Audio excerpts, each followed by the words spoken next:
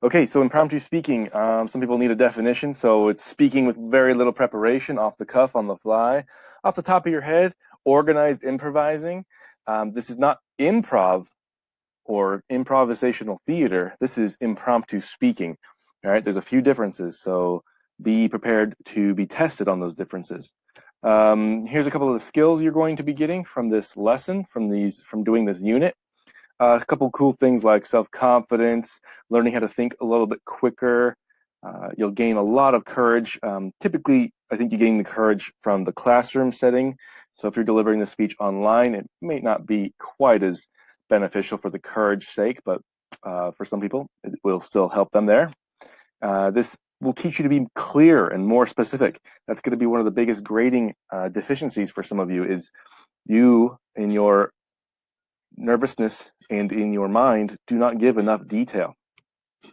This is going to all be very useful in job interviews, job explanations, like in classrooms and such, impressing your family, friends, teachers, girls, boys. Yes, I know. Very important things to all of us. Standing up for yourself or others. I get a lot of students who say this actually is one of the most important skills for this is in those times when you wish you could have said something more clearly and stronger. And this skill, this unit gives you that skill. And improving conversational skills, which a lot of us do feel we need help on. Also, this is not a natural skill for everyone, so you're going to need to practice this. It can be gained the more you practice. So be prepared. I have a few methods for practicing while you're at home before we actually start speeches. Also, side note, that you get the benefit when you watch this video is hearing me give you a side note, which is this. You guys, these speeches will start very quickly. Do not be surprised when all of a sudden I say, hey, speeches start in 2 days.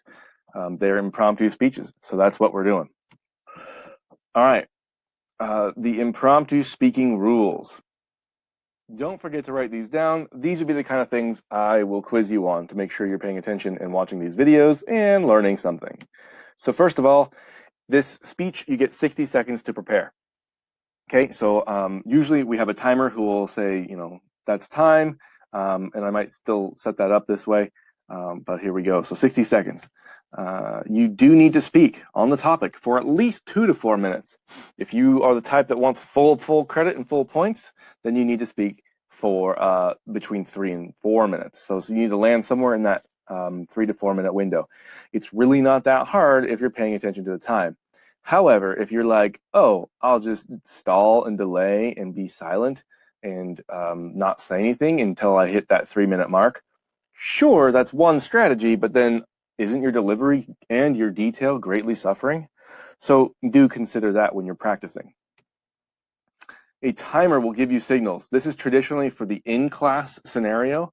The plan for online impromptu speaking is we will show you a timer as you speak through the Zoom meeting.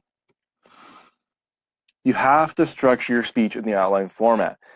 Fulfilling all the outline format, which means an attention getter, purpose, a preview, a 3 main point structure with support for each main point, a review, and a closing or concluding statement.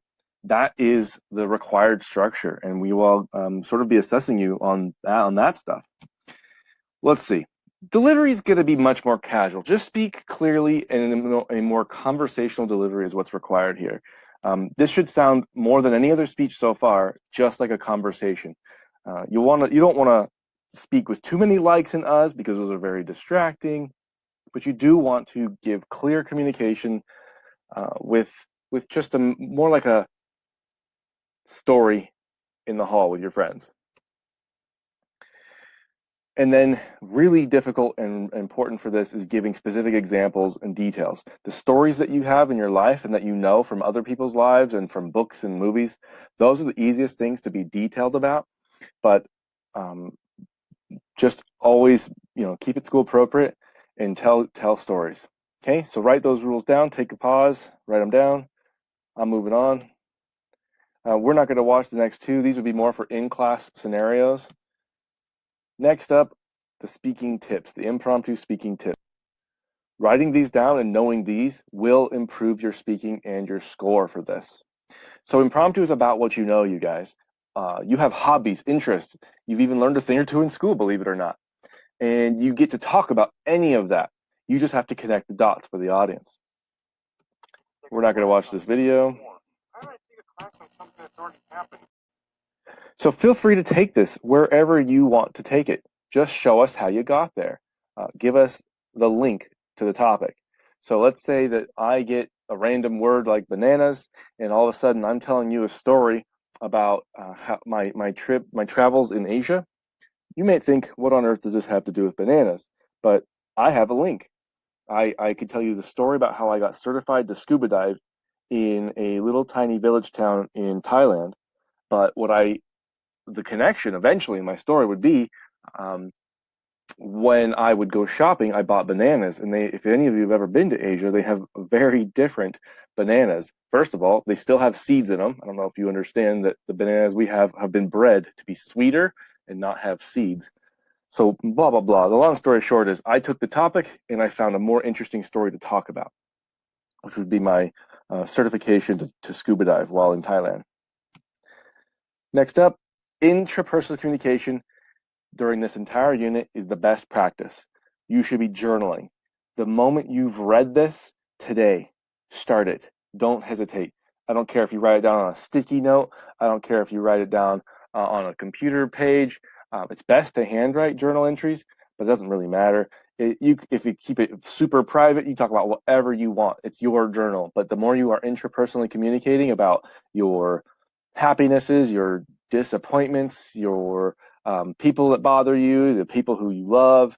I mean, you're you, so don't try and not be somebody else, but just intrapersonally communicate. Some of the most important things to assess are, what you want from life and some of your goals. Those are the easiest and best things to talk about in your journaling. And what happens to you on a daily basis. If you're not journaling during this unit, you are not keeping up. You're not doing the right thing. So journal, journal, journal. You guys choose stories as your main points. This is important.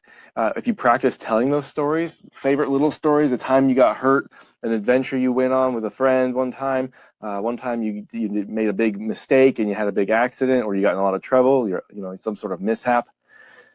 Your stories and other people's stories are the number one easiest way to do impromptu speaking. So I've already kind of been down that road in this video. Let's move on. You got to stay away from lists. This would be one of those do not do's. Okay, stay away from lists or defining the word as one of your main points. If you get the word, let's just looking around in my room, tissue. I see a tissue box. You get a word, tissue, and you're just going to sit there and list different brands of tissues. How boring for you and for your audience. Do not do this. Or what do you get to define the word tissue? A tissue is a device for wiping one's nose, and this is dumb, and it's not going to be specific enough, and you're not going to have fun, and your audience isn't going to have fun. So this is my warning to you. Definitely plan on losing points. Just stay away from listing anything or defining it as one of your main points.